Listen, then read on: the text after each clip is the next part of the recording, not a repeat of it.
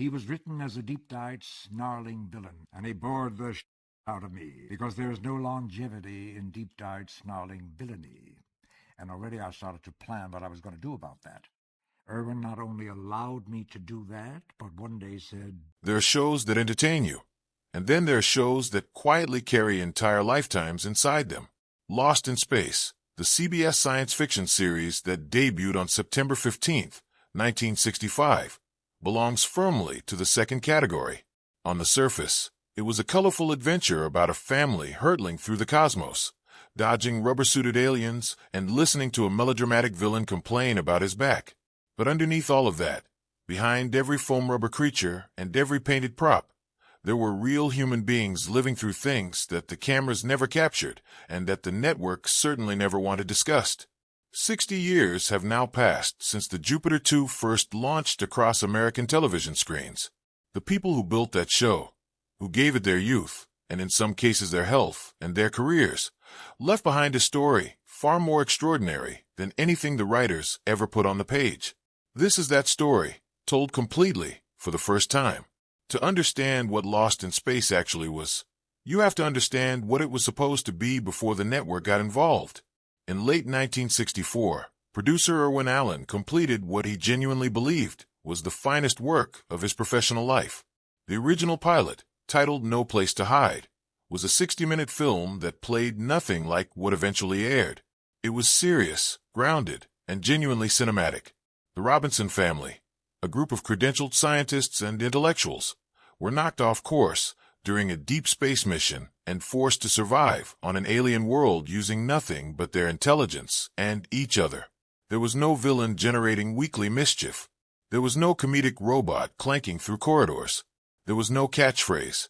There was a campfire, and a boy named Will Robinson singing Greensleeves, and the quiet terror of brilliant people facing the unknown.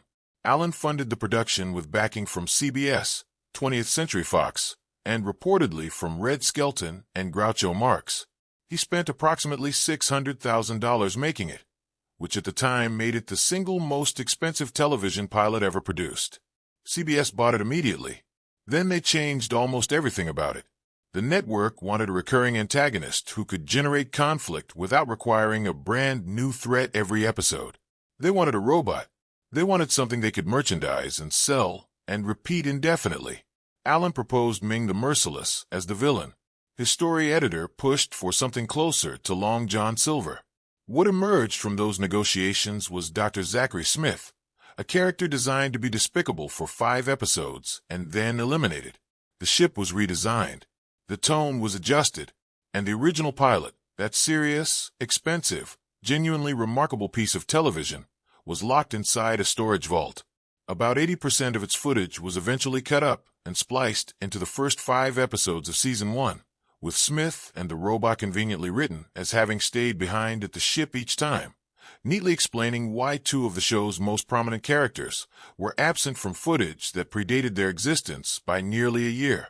What nobody could have predicted was that the man hired to be eliminated in 5 episodes would end up controlling the entire series. Jonathan Harris arrived on the Lost in Space set as a fully formed performer with a resume that included Broadway productions, a Twilight Zone appearance, and more than 100 stage roles accumulated over decades. He had been born in the Bronx to Russian immigrant parents, had changed his surname from Karasukin to Harris at 17 over his father's fierce objections, had earned a pharmacy degree he never once intended to use, and had essentially constructed his entire professional identity from scratch through sheer force of will and invention. He looked at the character of Dr. Smith as written and saw a dead end. A cold-blooded saboteur designed for a brief arc was not a career. It was an expensive detour. So Harris began rewriting things. Not loudly, not through official channels, but quietly and persistently. He would arrive on set in the morning, carrying entirely new pages of dialogue he had written the night before and calmly informed the cast that the scene had been revised. Bill Mumy, who was 10 years old when the show began filming, watched this process unfold and later described it with genuine admiration. Harris did not simply rewrite his own lines. He restructured scenes so that every narrative road led back to Dr. Smith. The cowardice, the hypochondria, the spectacular cascade of invented insults directed at the robot. None of it existed in any official script. Harris sat up at night inventing phrases. The bubble-headed booby, the nickel-plated nincompoop, the bellicose bumpkin. He had a specific logic behind each insult, explaining that the robot was perceptive enough to see through Smith's schemes, and that Smith therefore had to attack it constantly to prevent it from exposing him. What looked like comedy was actually, in Harris's construction, pure self-preservation. By the time Irwin Allen fully grasped what had happened, the audience had already decided for him. Fan mail for Dr. Smith was arriving at a rate that could not be ignored or reframed. Allen later acknowledged publicly that Smith had not been created as a comedy character, but that Harris had effectively dictated what the character would become. Harris then negotiated something that by most accounts had never appeared in American television before: a special guest star credit on every single one of the show's 83 episodes. He was not a supporting player. He was not a cast member. He was a special guest star every week for the entire run. A man who had been hired to disappear after 5 episodes had instead made himself structurally indispensable to the production. The person who suffered most visibly from this transformation was the man who had been promised a show. Guy Williams arrived at Lost in Space as a genuine television star. His 4 years playing Zorro on Disney had made him recognizable across the country, and the show's merchandising had generated millions of dollars within months of its premiere. He was tall, physically imposing, trained in fencing since childhood, and genuinely enthusiastic about playing John Robinson, the brilliant mission commander who would lead his family across the galaxy. Williams believed this was a show. He had every reasonable basis for that belief, because it had been structured and sold as exactly that. The erosion was gradual enough to feel almost polite at first. During Season 1, Williams's screen time began contracting as the Dr. Smith storylines expanded. By Season 2, it had become a clear pattern. By Season 3, it was simply the reality of production. Williams would arrive on set, deliver a small number of lines, and spend the remainder of the shooting day standing in the background while Harris, Mumi, and the robot moved the story forward. Mark Goddard, who played pilot Don West, later described the atmosphere with considerable directness, noting that the show had shifted decisively toward Smith and the robot, and that Williams carried hard feelings about it. Harris himself acknowledged the situation with a candor that was remarkable given his role in creating it. He said openly that Williams had been hired as the star of the show and had ended up with an occasional line every other week, and he called this genuinely difficult for any actor to endure. He was entirely correct. He simply did not stop doing it. Williams coped by filling his hours on set with reading, chess, classical music, and studying astronomy. Bill Mumi gave him the affectionate nickname The Comb, because Williams groomed himself so meticulously between takes, channeling restless energy into something harmless. There was reportedly one exchange on set where Williams, exasperated beyond his usual restraint, told Harris he was going to kill him before catching himself and clarifying that he meant Smith. Whether the slip was intentional or not, it captured something entirely real about the situation Williams was living inside.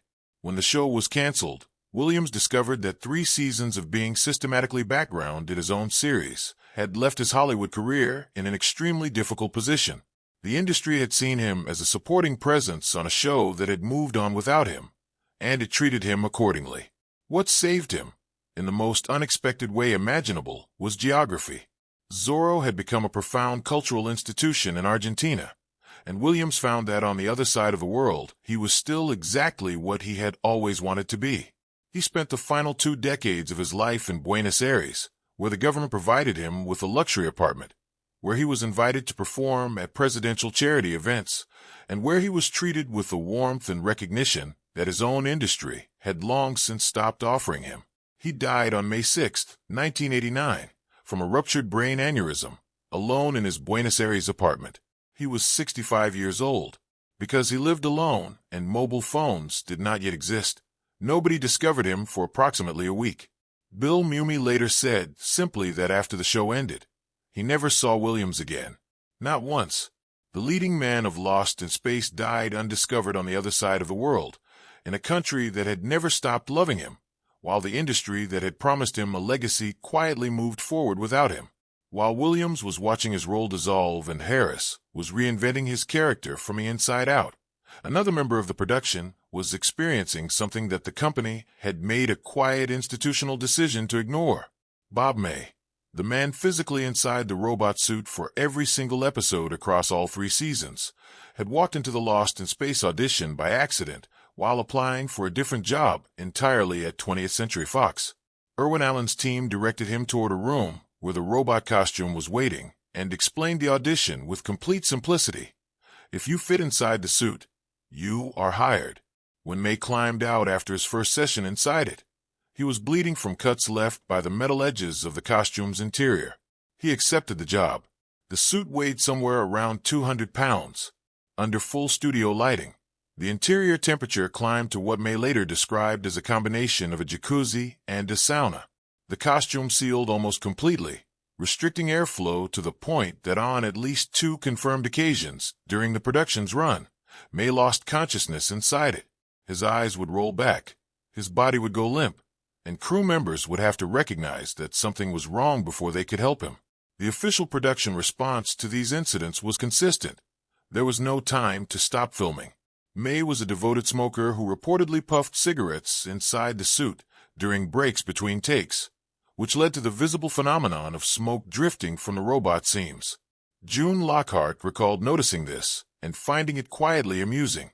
The legend holds that Irwin Allen once spotted smoke rising from the apparently empty robot and panicked that the suit was on fire, and that upon discovering May inside enjoying a cigarette, Allen immediately decreed that whenever a script required the robot to emit smoke, May should generate it personally.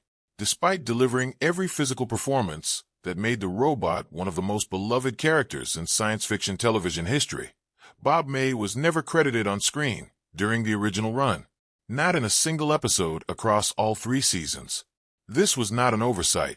It was a structural decision with direct financial consequences, as screen credit directly affected both pay rates and residuals.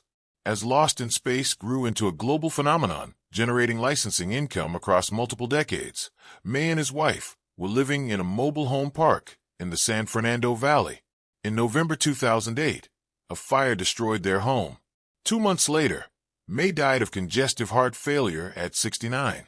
What people who knew him from the science fiction convention circuit remember most is not the hardship, but the extraordinary generosity with which he responded to it. May became one of the most genuinely beloved figures at conventions precisely because he refused to let any fan leave without their moment.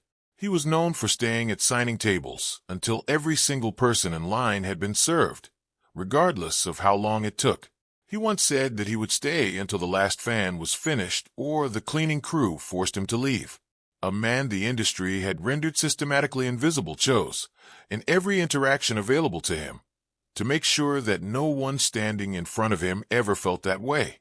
The cancellation of Lost in Space is one of the clearest illustrations available of how the television industry of that era related to the people who made its most successful programming. The show ran for 83 episodes. It never received a series finale. The Robinson family was never rescued. They never completed their mission. They never came home.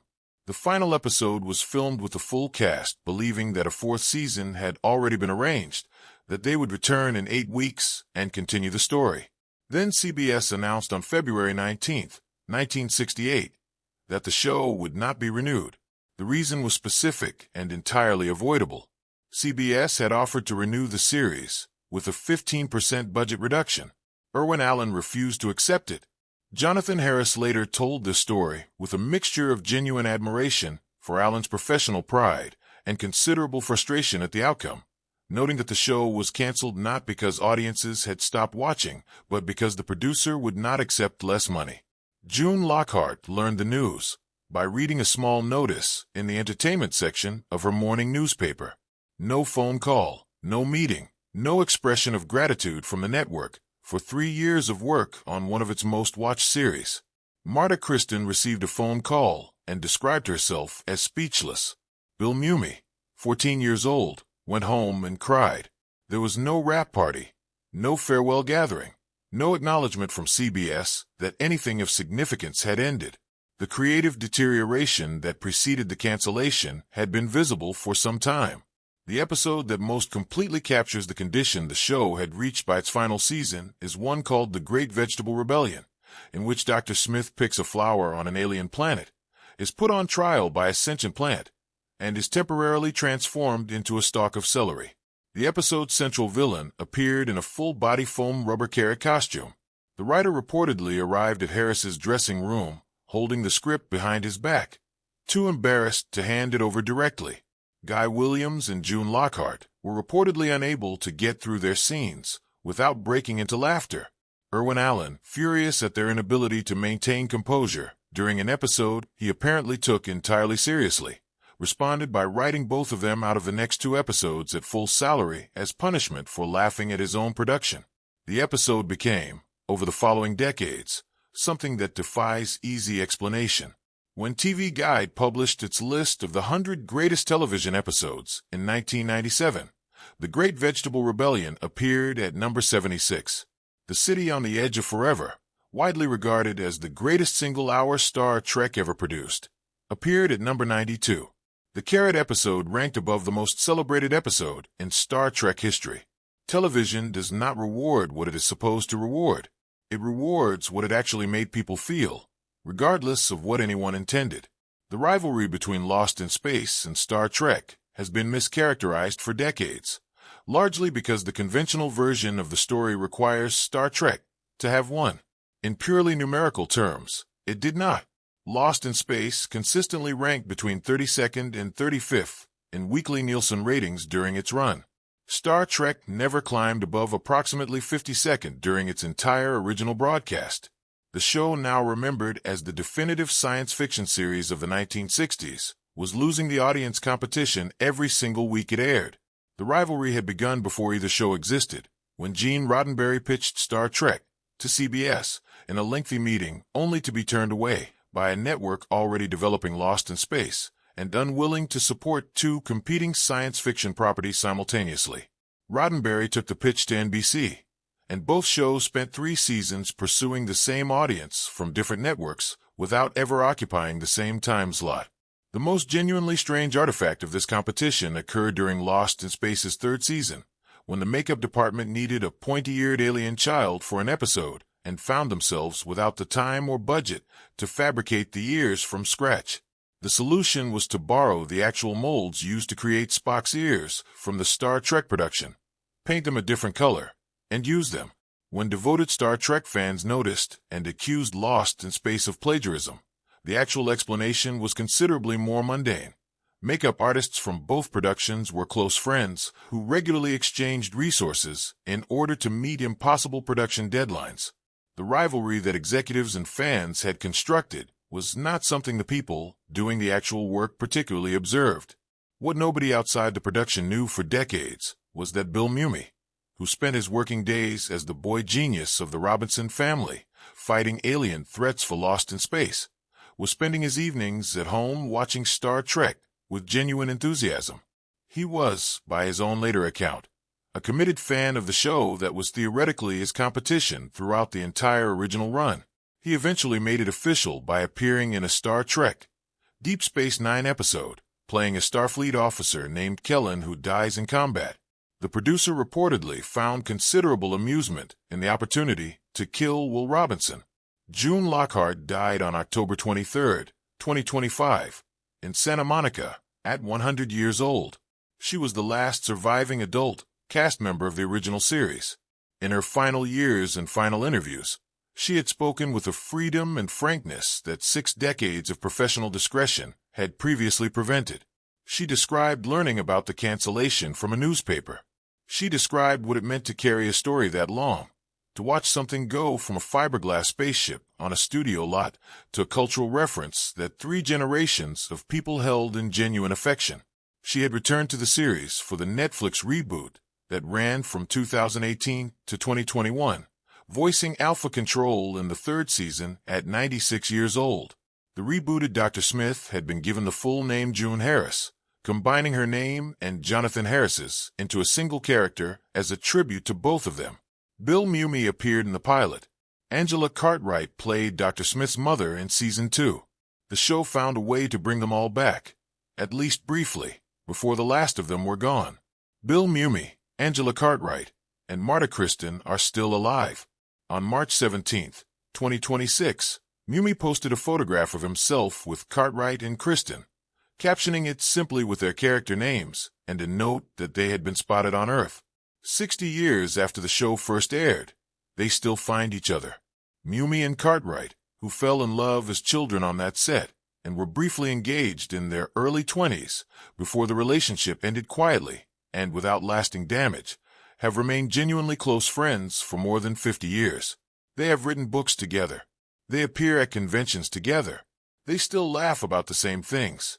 The Robinson family never made it home in the story. The people who played them never stopped finding their way back to each other. That is the version of Lost in Space that 60 years of retrospectives largely missed. A show that began as a serious vision, was transformed by network demands, was then transformed again by one actor's extraordinary refusal to disappear, that burned through the health of its most invisible performer and quietly sidelined its leading man, that ended without ceremony or farewell, somehow produced a group of human beings who held onto each other across the entirety of their adult lives. Whatever else the Jupiter 2 was,